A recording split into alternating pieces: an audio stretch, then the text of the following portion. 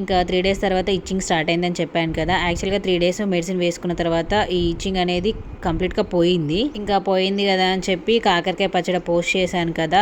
పచ్చడి అంతా కలిపిన తర్వాత ఆ బౌల్లో మనము వేడి వేడి అన్నం వేసుకొని తింటే బాగుంటుంది అని చెప్పి, ఇంకా అందులో ఎక్కువ లెమన్ కూడా లేదు కదా అని చెప్పి నేనైతే తిన్నాను. ఆల్రెడీ డాక్టర్ చెప్పాడు తినొద్దని, మనం వింటామా, తగ్గింది కదా ఏం కాదులే అని చెప్పి తిన్నాను. తిన్నాక మళ్ళీ 2 డేస్కి మళ్ళీ ఇచ్చింగ్ అయితే స్టార్ట్ అయింది. ఇంకా ఈసారి ఇచ్చింగ్ స్టార్ట్ అయిన వెంటనే వెళ్ళలేదు. సరే మెడిసిన్ వాడుతున్నాం కదా చూద్దామని చెప్పి ఒక 1 వీక్ అయితే వెయిట్ చేశాను. ఇంకా 1 వీక్లో కూడా తగ్గిపోయేసరికి మళ్ళీ అయితే హాస్పిటల్కి అయితే వెళ్ళాను.